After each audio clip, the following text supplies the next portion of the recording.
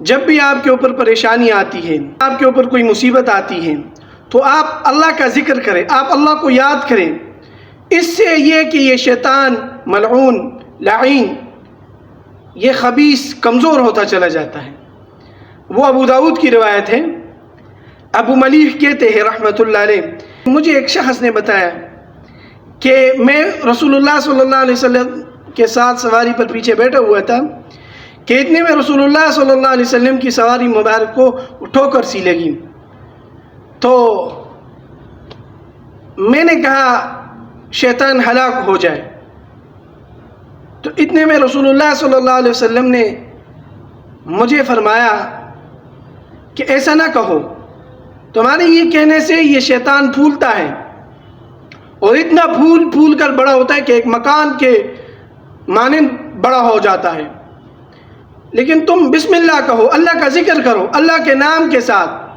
تو یہ مکی کی طرح جو ہے چھوٹا ہو جاتا ہے۔ لعین، اس کو بڑا نہ ہونے دیا کرو، یہ خبیث خناس۔ تو لہذا جب بھی آپ کے اوپر کوئی پریشانی، مصیبت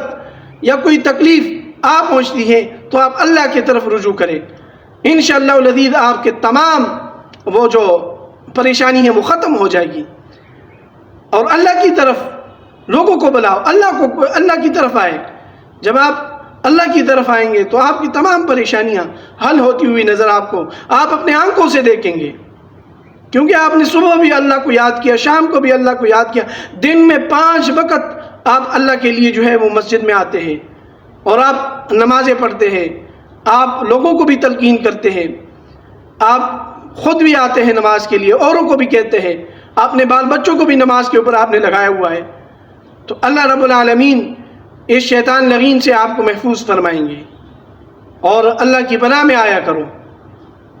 آپ وہ یہ شیطان خبیث سمجھتے ہیں کہ یہ میں نے کیا ہے، یہ جو اس نے میرا نام لیا، یہ جو میں نے کیا ہے، تمہارے اندر کی تمہاری اتنی ضرورت ہی نہیں ہے۔